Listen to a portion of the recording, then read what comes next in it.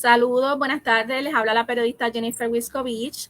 Hoy vamos a estar hablando de un tema muy importante. Vamos a estar hablando sobre el dolor físico, ¿verdad? Y cómo impacta la calidad de vida de los pacientes. Esto es una introducción informal para darle la oportunidad a todas esas personas que se conecten, para que estén con nosotros en este Facebook Live, donde tenemos dos recursos muy buenos para hablarnos sobre este tema. Así que los invito a que compartan también este Facebook Live con sus amistades y sus familiares para que también se puedan beneficiar de esta, ¿verdad? De este importante tema y la información que nos va a estar proveyendo nuestros recursos la tarde de hoy. Así que vamos a darle oportunidad a las personas que se puedan conectar para que participen también con nosotros. Pueden también enviar sus preguntas, sus inquietudes, dudas, que también nuestros recursos van a poder estar contestando los mismos aquí en este Facebook Live. Ok, pues vamos, ya veo algunas personas conectadas, así que vamos a darle inicio formal a este Facebook Live. Saludos, les habla la periodista Jennifer Wiskovich, jefa de redacción de la revista de Salud Mental y Bienestar, Es Mental. Nos encuentran en esmental.com y en las redes sociales. Hoy estaremos conversando con el doctor Andrés Calvo, médico internista, y con la doctora Vilmania Mambrú, psicóloga y paciente de condiciones autoinmunes, sobre el impacto del dolor físico en el bienestar. Las condiciones físicas, particularmente las crónicas, tienen un impacto grande en el estado emocional y la salud mental de los pacientes, y más aún cuando son padecimientos que producen dolor crónico. ¿Cómo afecta el dolor a la salud mental y pronóstico de mejoría de los pacientes? ¿Cuán importante es un manejo adecuado del dolor? De este importante tema estaremos conversando con nuestros recursos, expertos en el tema, quienes además estarán disponibles para contestar tus preguntas en vivo, así que las puedes ir escribiendo en la sección de comentarios de las páginas de Facebook de Es Mental o FHC Salud Mental, que las vamos a estar leyendo en vivo, y comparte este live para que también se puedan beneficiar tus familiares y amistades. Este Facebook Live es parte de una colaboración de la revista Es Mental con FHC First Healthcare. FHC es una empresa coordinadora de servicios de salud mental, filial de UHS Inc. y entidad hermana del Hospital Panamericano. Nuestro propósito con esta serie de Facebook Live es ofrecerte a ti herramientas prácticas para abordar distintos retos de la vida diaria a través de profesionales como los que tenemos en el día de hoy y personas también que lo viven en carne propia.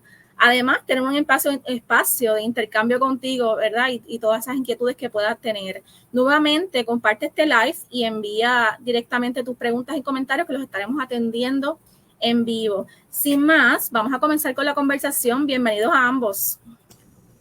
Saludos, buenas tardes. Gracias por la invitación. Muchos saludos también y agradezco la oportunidad que nos brindan de compartir tan importante tema. Saludos. Quiero comenzar con el doctor Andrés Calvo, médico internista. Doctor, ¿cuán común es que las personas sufran de dolor y en qué momento se considera uno crónico? Pues saludos. En la parte de común, pues podríamos hablar de lo normal o el rate o cantidad de por ciento de personas que llegan a medicina primaria con quejas o con un malestar o un dolor. Puede llegar desde un 20, un 30 o hasta un 50% de las citas médicas. La razón primordial de llegar a una clínica primaria o una sala de emergencia mayormente puede ser dolor. Y tenemos que empezar a dividir lo que sería el dolor como un dolor agudo a un dolor crónico. Mayormente dolores agudos son cosas que en el momento, en el cuerpo, en algún tipo de órgano, está haciendo algún tipo de efecto, sin ser redundante, agudo, de inflamación, ¿verdad? Una caída, una fractura, una infección, cualquier cosa que sea aguda, que se vaya a mejorar en un corto tiempo. Estamos hablando de 2 semanas, un mes, dos meses. Ya cuando estamos llegando a 3 meses o más, de 3 meses o más, ya se considera que el dolor ya es un dolor crónico. Y ya ahí, como médico primario, o médico, si hay un especialista de dolor, o un fisiatra, ¿verdad? Un PMR, o cualquier otro médico, pues ya ahí se busca razones específicas, si hay enfermedades crónicas, si es algo musculoesqueletal, cualquier cosa que sea una razón de dolor, pues se tiene que buscar la razón para empezar a manejarla. O sea pero siempre tenemos que dividir lo que es el dolor agudo, que son dolores que tienden a solucionarse en poco tiempo, estamos hablando de 1, 2 semanas, un mes, hasta 2 meses, y ya lo que sea un dolor crónico y todas sus razones, que son muchas razones diferentes, desde enfermedades crónicas hasta enfermedades reumatológicas, inflamatorias, enfermedades comunes como la diabetes tipo 2 que puede causar diferentes tipos de dolor, pues ya eso se maneja de otra manera y tenemos que pues, ya ahí llevar un referido a un especialista o muchas otras maneras de manejar esto. Ok, o sea que son múltiples las enfermedades que pueden causar el dolor y entonces el dolor crónico es una cosa diferente, que es un dolor que afecta a la persona por mucho tiempo, ¿verdad? Por muchos meses, doctor. Sí, ya en cuestión de diagnóstico, más de 3 meses se puede considerar una causa de dolor crónico, ¿verdad? Ya la razón específica, si son enfermedades crónicas, si es una razón musculoesqueletal, si es una razón inflamatoria, si es un dolor neuropático, si es un dolor de diferentes maneras de donde venga ese tipo de dolor, pues ya ahí se va dividiendo en, ¿verdad? Y ahí empezamos los manejos especializados y todo eso. Dolor agudo, que es ese dolor que empieza por alguna razón específica, puede ser, la mayoría de dolor agudo es caída, fractura, infecciones, razones inflamatorias, dolores de diferentes tipos de órganos en el cuerpo, ¿verdad? Lo más común es la piel, que es lo que tenemos, el tipo de herida, pero también pues el hígado, los intestinos, los músculos, toda esa parte orgánica del cuerpo, dolores de cabeza, ¿verdad? Que son los más comunes. Esa es la causa más común de citas a médicos primarios, tiende a ser una queja de dolor. No específica, mayormente el paciente le duele algo, va a ver qué está pasando. Y entonces tengo por aquí a Glenda Costa, ella nos dice, buenas tardes, no se escucha, Glenda, déjanos saber si me estás escuchando ahora. Ustedes me escuchan, ¿verdad? ¿Me están escuchando correctamente? Sí. Ok, perfecto. Importante. Entonces, cuando el paciente llega a la consulta por el dolor, ¿cómo es que se trabaja médicamente, verdad, el asunto? ¿Y cómo se maneja? Pues definitivamente, lo más importante, ¿verdad? Cualquier médico primario o la persona que vaya a verte por primera vez en una clínica, pues es el historial, ¿verdad? Tenemos que hacer un historial completo, entender la razón por cuál, cómo comienza ese dolor o cómo o si ha cambiado el tipo, la manera que se sentía, o si fue una queja, como le mencioné, algo agudo, una caída, un movimiento, algo muscular, algo de enfermedades crónicas, que ya el paciente saca un buen historial, lo más importante, y un historial y obviamente un examen físico, ¿verdad? Que hay muchas veces que, como dice la medicina moderna, nos hemos olvidado hacer exámenes físicos completos, pero la realidad es esa, ¿verdad? Hay que realmente hacer un examen físico completo al paciente para ver si hay alguna causa que se pueda ver en un examen físico. Adicional a eso, pues hay que hacer examen laboratorios básicos, laboratorios para cosas inflamatorias, ¿verdad? Que hay unos laboratorios específicos para eso.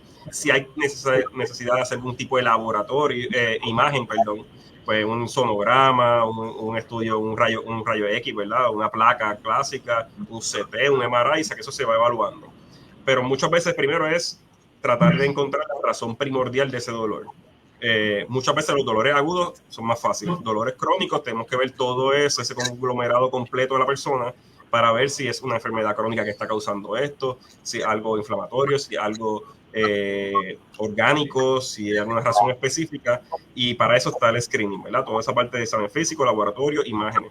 Después de esto, pues los médicos primarios, si es algo que se puede manejar en una oficina primaria, si no, pues se refiere a un fisiatra, que son los médicos especialistas en la parte musculoesqueletal y terapia física. Se puede referir a un especialista de dolor, algún otro especialista que maneje este tipo de causas. Pero lo más importante es historial médico, razón de cómo comenzó o cómo ha empeorado el dolor, examen físico, laboratorio, imágenes, y obviamente el médico tener una idea.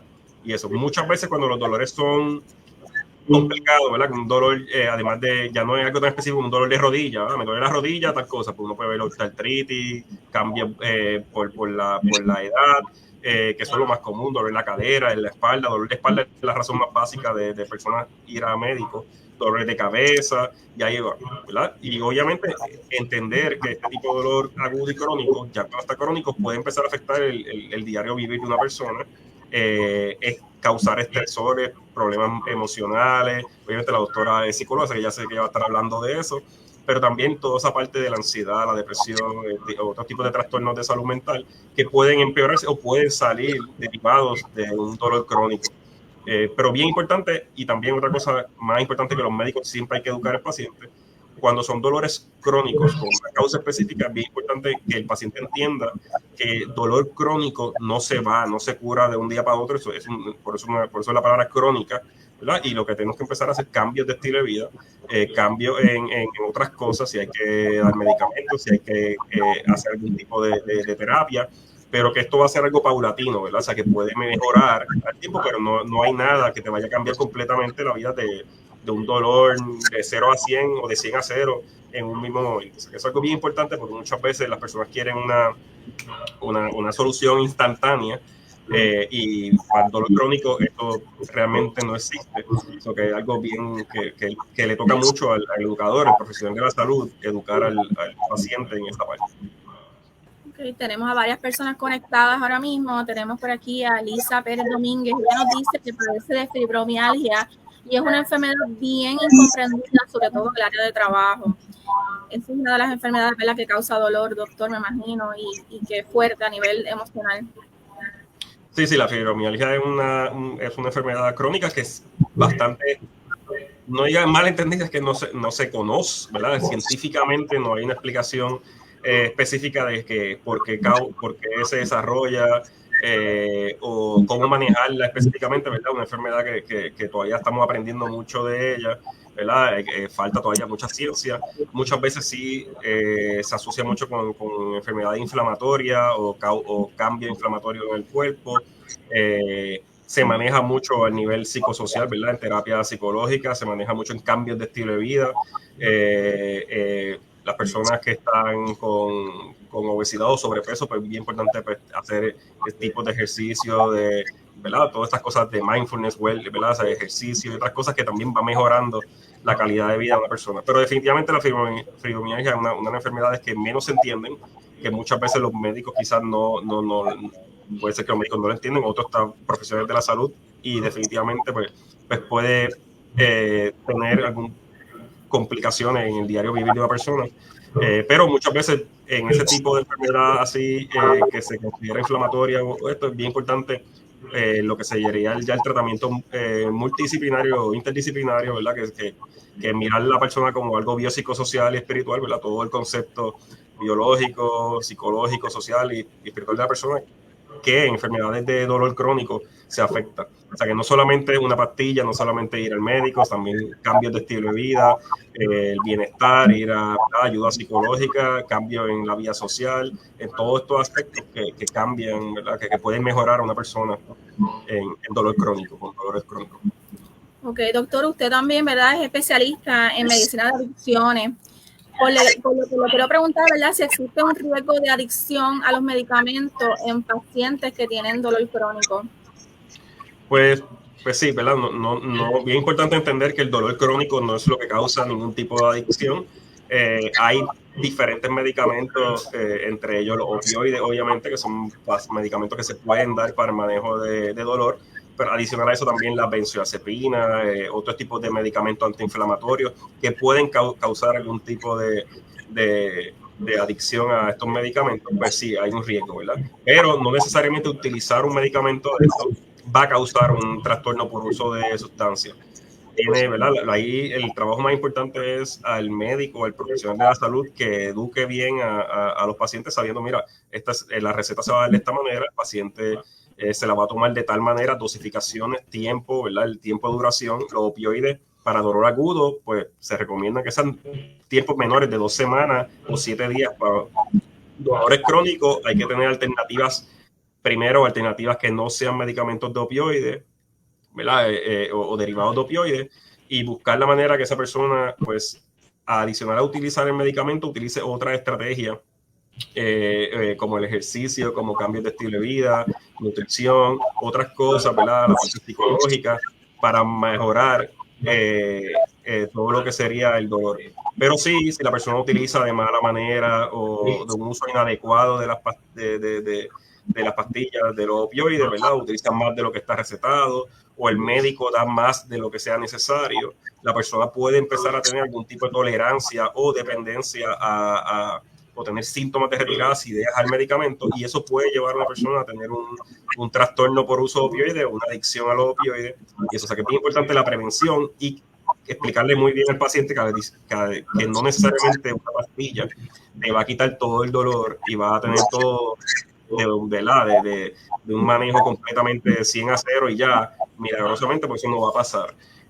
So que es bien importante la educación, la prevención y que los pacientes entiendan que pues, sí hay medicamentos con riesgo, a veces son necesarios. Es bien importante tampoco no decir que los opioides es lo peor, porque no, son medicamentos que son muy buenos para el manejo de dolor cuando son necesarios, pero hay que entender cómo utilizarlo, los riesgos que tienen y prevención a ese paciente que entienda que si va a utilizar este medicamento, igual que las benzodiazepinas o otros medicamentos que se pueden dar, pues que entienda los riesgos y si el médico ve que el paciente tiene algún cambio o sintomatología de que pueda llevar a una persona a un trastorno por uso de sustancias, pues ir buscando la ayuda, ¿verdad? El referido o la disminución de ese tipo de medicamentos, además de referirlo a especialistas, a psicólogos, a asistentes sociales, a personas que trabajen con esto, consejería de sustancias, para disminuir esos riesgos. O sea, que lo más importante es esa parte.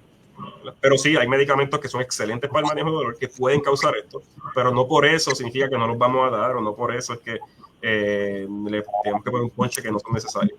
Es bien importante esa parte de tener un grupo que siga a este paciente y que entiendan educar y prevención. Ok, quiero pasar con la doctora, pero antes tengo varias preguntitas por aquí. Tengo una de Maribelis Vázquez. Ella dice que tiene artritis reumatoide y me ha afectado la rodilla derecha. Ella pregunta, doctor, que si debe visitar al ortopeda o continuar el tratamiento con el reumatólogo.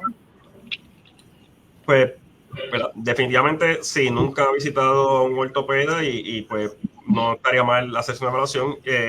Yo recomiendo también ir a un fisiatra, un especialista que pueda hacer la evaluación física, ver si ese tipo de dolor por enfermedades reumatológicas, pues puede mejorarse con terapia, movimiento, alguna otra alternativa, pero no está de más ni ir a ninguno de los dos, ¿verdad? Siempre es importante pues, seguirse con los especialistas para esa parte. Si es rodilla específicamente, hay veces que la artritis reumatoidea puede causar flares, ¿verdad?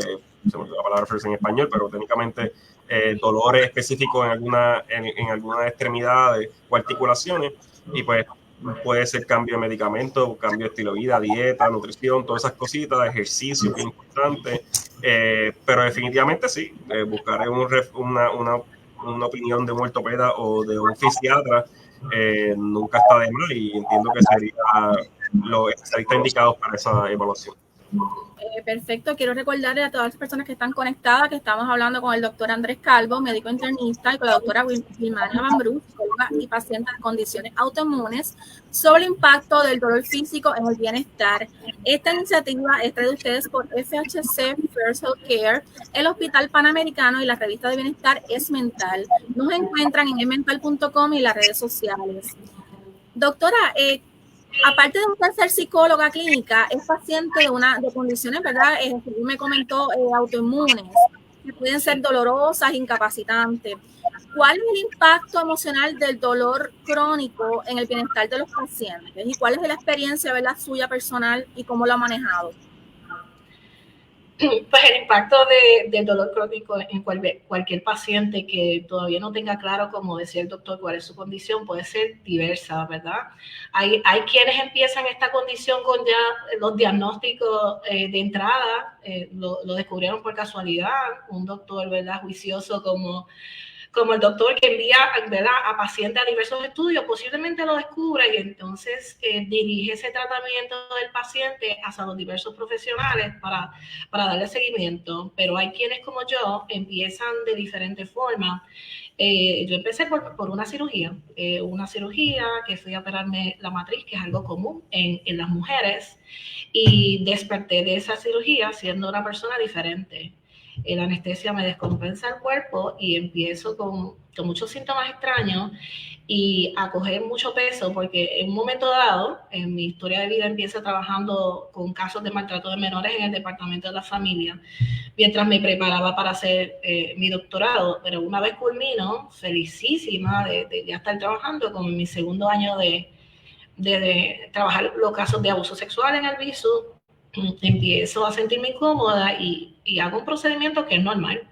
en muchas mujeres. Así que de esa cirugía despierta otra persona. Empiezan a hacerme estudios y de esos estudios diversos empiezo con condiciones bien diferentes que jamás la había escuchado. Por ejemplo, miastenia gravis. Después de la miastenia gravis, pues, yo tenía dolor en el cuerpo, que miastenia gravis era debilidad muscular, la tonicidad, flácida, cambios físicos. Y empiezan mis dolores, yo no podía caminar, no tenía que estacionarme. Yo, si pudiese estacionarme dentro de la tienda, pues mucho mejor.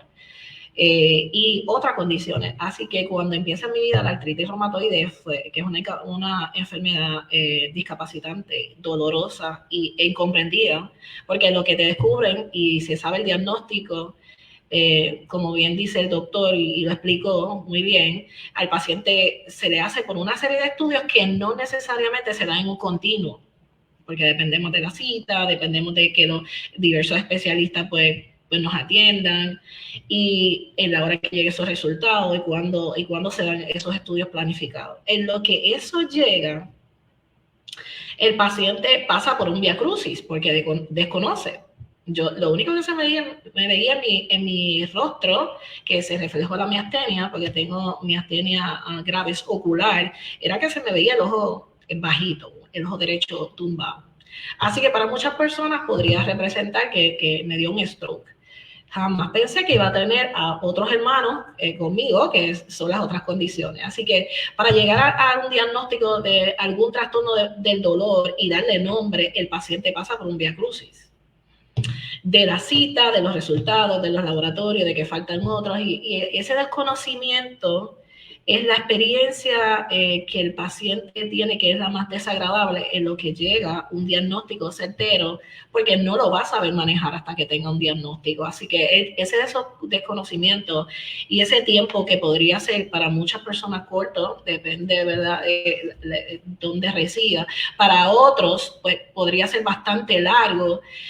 Pues ese desconocimiento de lo que le pasa, que todavía no tiene nombre, que no sabe por qué se siente tan triste, por qué se siente con tanto dolor, tan incómodo, y que para colmo empieza a tener pérdidas. No solamente influyen los factores psicológicos en el cambio del paciente, sino los factores sociales, conflictos de familia y riesgo laboral. Y yo digo más que nada que cuando el paciente se enferma, la familia también se enferma, porque son los que viven contigo, son los que te ven, son los que no entienden. Y en ese proceso el paciente es bien revictimizado. Yo diría con mucho respeto por muchas personas, por el desconocimiento, y uno mismo también buscando explicaciones, buscando un porqué de lo que pasa.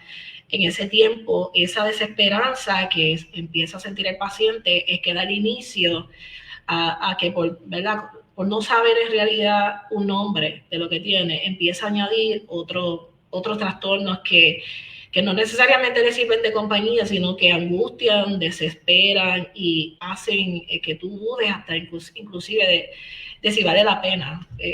El primer sentimiento que tiene el paciente con condiciones autoinmunes, cualquiera, yo creo que es el de desesperanza, porque piensa que su vida cambió, que no va a ser productivo. Empieza también a lidiar con el discrimen de la gente, pero te ves rara. Dios mío, pero que mucho has cambiado. Sí se te nota, ¿se me nota en qué? La artritis reumatoidea se me nota si yo me dejo ver, porque tú tienes cambios físicos. Pero hay otras condiciones, la fibromialgia, por ejemplo, que la mencionó el doctor, que también la tengo, que también es súper incómoda en cómo se siente y cómo el dolor se manifiesta, pues como una persona que te ve normal, que te ve maquillada, que te ve peinada, que tú vas con el alma en pena a trabajar, como una persona puede seguir funcional y a la misma vez desconectarse de lo que está sintiendo para poder no perder el trabajo. Cómo la familia también lidia con eso, porque tu familia pues dice, pero es que tú sigues haciendo muchas cosas. Yo, pero es que no tengo más remedio, tengo que hacerlo, ¿verdad? Muchas personas, al igual que yo, se envuelven en una carrera larga que le gusta, que la llena de satisfacción, y que en un momento dado en el que está brillándole mejor la vida, pues te lleguen estas condiciones que ya lo tenía. Tengo que reconocer que en lo que viene a descubrir el diagnóstico, que es que el paciente se va enfermando, pues pasa muchas cosas. Por el desconocimiento, el paciente pues puede imaginar muchas cosas, pero ese es el lapso más difícil que puede pasar el paciente que tiene estas condiciones autoinmunes, el lapso que tarda tanto en ser diagnosticado. Y ahí promueven no solamente la desesperanza, sino que ya yo tengo entonces un paciente que espera ese diagnóstico que llega a tu vida. En mi casa la única que tiene esto en la familia soy yo, así que pues es incomprendido. Me tocó hacer ese periodo de educación en la casa para que me entiendan. Empezó a buscar flyers de donde sea, de donde lo encontraba. Yo creo que lo puse en el baño, lo puse en el comedor, lo puse en la sala, en la cocina, en todos los lados, hasta que, no sé si recuerdan un anuncio que presentaron en algunos canales dando la farmacéutica, haciendo los anuncios de sus productos. Un día ella llegó de la universidad, que en ese entonces era directora en una universidad. Duré 14 años, gracias a Dios, laborando full time. Y yo me acuerdo que un día llego y cuando me reciben en mi casa, mi familia están llorando. Y yo pensé que pasó algo malo. Y era que por fin, por una farmacéutica que estaba hablando de un medicamento, vieron como este paciente se iba desarmando. Era una bicicleta, iba corriéndolo y la bicicleta se iba quedando sin las piezas. Y eso era yo creo que fue un ejemplo gráfico excelente para que muchas personas pudiesen entender cuán críticos son estas condiciones, cuánta comprensión necesitan. No es que me den más de lo que merezco, pero que a veces se le exige a uno a hacer muchas cosas que en cierta medida y en ciertos momentos de la enfermedad, porque no se manifiesta en todos los periodos iguales, pues posiblemente hasta eres incomprendida. Así que el paciente pasa por ese periodo de desesperanza y adquiere diagnósticos hasta que recibe en realidad su diagnóstico y entonces pudiese ser referido a servicios diversos, incluyendo servicios de psicología. Exacto, doctora. Iba hacia esa línea de la parte, ¿verdad?, del manejo emocional. Sabemos, ¿verdad?, como usted nos cuenta, que es difícil, hay un impacto directo en la calidad de vida del paciente y en la salud mental también de las personas que sufren y viven con dolor todo el tiempo. Usted me mencionaba en una entrevista, ¿verdad?, que tuvimos previo, que podrían darse algunos trastornos de salud mental como consecuencia de esto que estamos hablando, de ese impacto. ¿Nos podría abordar un poquito más de cuáles serían esos trastornos que pudiesen desarrollarse? Pues lo más común es que el paciente va a desarrollar, pues, precisamente por esa desesperanza que tiene, es la depresión. La depresión es un trastorno que es bien común, pero en los pacientes de condiciones autoinmunes se ve mucho más marcado porque tiene otros factores asociados que no solamente son el impacto psicológico o social, sino esos conflictos de familia y ese riesgo laboral sobre todo. Recuerda que hay muchos pacientes que tienen condiciones diversas que por muchas razones no lo dicen en su trabajo. Entonces, tiene que decidir seguir viviendo, porque muchos de ellos de ahí tienen pues su ingreso. Pero ese riesgo laboral, aunque no lo crea, pues es lo que permea constantemente en el paciente y que se da, ¿verdad? Siempre trata de hacer lo mejor para poder seguir funcionando. Y seguir funcionando significa demostrar que tú estás bien, demostrar que puedes hacer el trabajo, demostrar que tu trabajo no se va a afectar porque tú tengas alguna condición física, alguna condición de dolor, pero inevitablemente es una persona que va a vivir lidiando entre trastorno depresivo mayor y trastorno de ansiedad generalizada. Lo importante aquí, no importa cuál sea el nombre, ¿verdad?, del diagnóstico, más que nada es que ese paciente logre estabilidad dentro de tantos sentimientos de desesperanza que se mezclan. El periodo largo de la espera del diagnóstico, los tratamientos que se van a quedar de vida permanente, es un proceso de aceptación que se va logrando poco a poco, porque lo conozco, porque empiezan, ¿verdad?, esos planes que la gente piensa que lo puso para su vida en algún momento, tanta desesperanza le hace pensar que no lo va a lograr. Pero si a tiempo recibe ayuda tanto de los médicos de cabecera, ¿verdad?, ya sea de los especialistas o de un médico internista o un médico especializado o que pueda darle la ayuda que ese paciente recomienda, junto al profesional de la salud mental, que eso es bien importante. Las dos cosas son importantes en un paciente reumático, tanto los servicios de su médico especialista como de un profesional de la salud, de modo que el paciente pueda verse comprometido con su tratamiento a la misma vez que recupera su salud mental y emocional. O sea que es sumamente importante que también vayan de la mano con un profesional de la salud mental en todo el proceso. Y también me imagino que con el diagnóstico, ¿verdad? Porque entonces también, pues la persona, como dijo el doctor, pues el dolor no es una cosa que se va completamente, sino que tienes que vivir con él. Claro, y la importancia de que eso es bien importante, la necesidad de un profesional de la salud mental junto a ese paciente, es que ese paciente va a tener más adherencia al tratamiento. Un paciente de condición autoinmune es un paciente que de igual forma que falta el psicólogo cuando él siente que está mejor, también es un paciente que puede dejar sus medicamentos y puede impedir, ¿verdad?, que tenga un funcionamiento mucho mejor. Hay pacientes que no entienden la necesidad, que se sienten un alivio en este momento, pero ¿sabe qué pasa con estas condiciones autoinmunes? Que yo puedo decir hoy que estoy perfecta y mañana no me levanto. Entonces, un paciente comprometido que entiende su tratamiento, la importancia de seguirlo, que va a retrasar los procesos que conllevan estas condiciones, que todo el mundo, lo que yo siempre me imaginaba era en silla de ruedas, cuán rápido yo voy a estar. Un paciente bien orientado y que reciba servicios combinados de salud mental con salud física, es un paciente comprometido con su salud y que sobre todo promueve, ¿verdad?, mantener su estado de ánimo al día, mantiene su familia, mantiene su trabajo y mantiene, ¿verdad?, se mantiene productivo en la sociedad. Yo creo que me hizo mucho bien seguir trabajando. Eso me ayudó bastante. Perfecto, estamos llegando ya a los minutos finales de este Facebook Live, pero antes quiero pedirle unas recomendaciones, unos pensamientos finales a cada uno. Doctor Calvo, algunas recomendaciones finales para las personas que nos están escuchando y están pasando por una situación de dolor. Definitivamente, adicional a lo que la doctora acaba de mencionar, primero entender que el dolor crónico es eso, un dolor crónico, no es algo que se va a mejorar en un corto tiempo, o sea, no es algo que se va a mejorar rápido con cualquier cosa, pero que sí lo que uno a nivel de medicina, yo no soy especialista de dolor, pero he estado con experiencia trabajando con un especialista de dolor, y es muchas veces el especialista de dolor no se enfoca, sí se enfocan en la mejora del dolor, pero se enfoca más en la mejora en la calidad de vida de esa persona, ¿verdad? Si la persona, como dice la doctora, puede seguir haciendo sus cosas en diario vivir, obviamente con limitaciones, porque si hay dolor crónico van a haber algún tipo de limitaciones.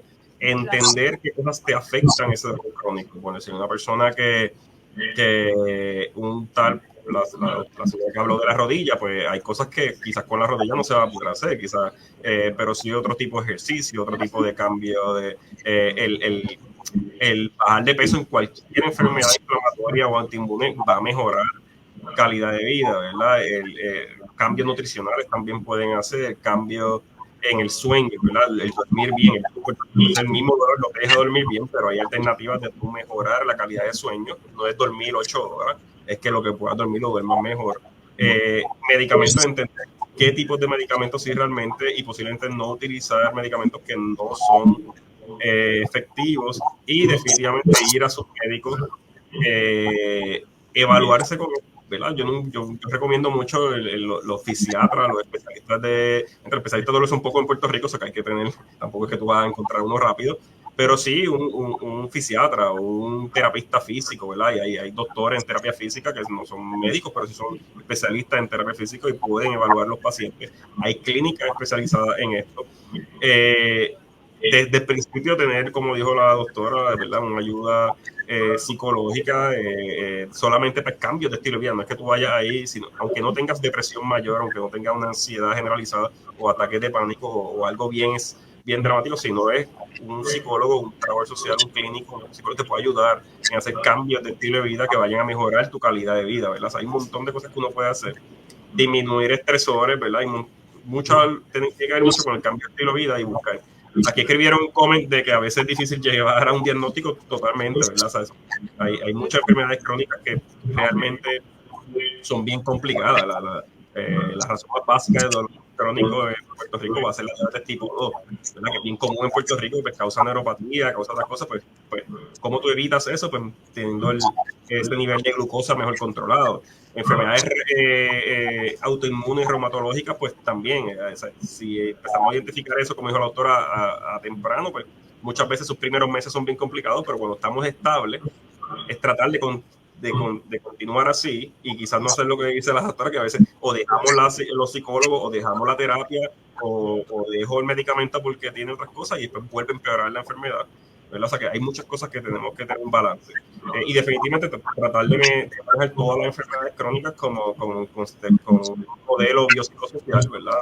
No solamente con la parte biológica y ya, sino empezar a abrirnos las puertas. Y yo sé que la medicina primaria no funciona de esa manera ni en Puerto Rico ni en otros sitios, pero la idea es empezar a ampliar ese tipo de puertas a un modelo biopsicosocial que la persona reciba esa ayuda diversa para mejoría de calidad de vida. Perfecto, doctora. ¿Algunas recomendaciones finales para todas esas personas que nos están escuchando y que están pasando por una situación difícil, sobre todo cómo manejarlo en el aspecto psicológico? Claro, me gustaría recalcar antes de terminar y recordarles que la mente y el cuerpo trabajan juntos, que no se pueden separar, ¿verdad? Y que si le tenemos miedo al dolor, la vida no va a ser, ¿verdad?, favorable de la forma que siempre le esperamos y planificamos que se diera.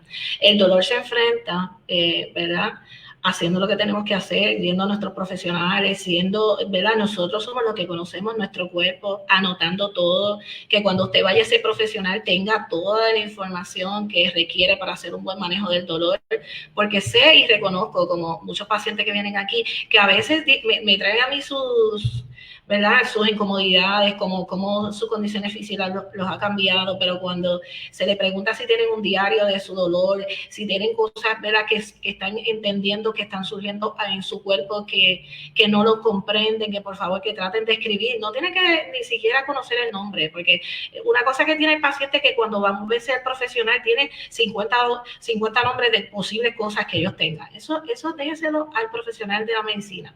Usted anote el día, la hora, la fecha, lo que fue diferente, de modo que cuando vaya a ser profesional de la salud física tenga todos los datos completos y no tenga la mitad. Y sobre todo, algo que también quería recalcar, que de verdad nuestros profesionales de la medicina estudiaron para ayudarnos, pero también depende mucho de nosotros, de la información exacta que llevemos. Del mismo modo, el profesional de la psicología está aquí para ayudarle a mejorar su salud mental y para explicarle de forma con literatura basada en evidencia todos los cambios que usted va a tener, pero también toda la mejoría que puede lograr. Trate de buscar, si busca información de lugares y de fuentes que sean certeras. Y si usted tiene duda o necesita ayuda de un profesional de la salud, hay muchos profesionales que están dispuestos a atenderle, pero a veces las personas prefieren buscar de las fuentes que no son certeras las mejores posibilidades para su vida. Así que yo me alegro que hayan hecho este programa y que nos tienen la oportunidad, y que personas como yo, que a lo mejor por temor no se atreven a divulgar, que por profesionales que sean o personas comunes, no se atreven a divulgar que tienen alguna condición porque temen perder su trabajo, pues miren, estamos más educados en estos temas que antes. En su trabajo va a haber la facilidad de ayudarle y los médicos están allí para hacer los acomodos en caso de que tengan que hacerlo, y los psicólogos también. Así que nada, gracias, y si tienen alguna duda estoy aquí. Perfecto, pues gracias a nuestros invitados de hoy, el doctor Andrés Calvo, médico internista, y la doctora Vilmania Mambrú, psicóloga clínica y paciente de condiciones autoinmunes. Recuerden seguir a Mental y a FHC Salud Mental en las redes sociales para que se enteren de nuestro próximo Facebook Live. Agradecemos a FHC por su apoyo, a los pacientes, familiares y profesionales que colaboran con nosotros. Sin más, los dejamos con buenos deseos. Buenas tardes. Gracias. Que pasen buenas tardes. Igual.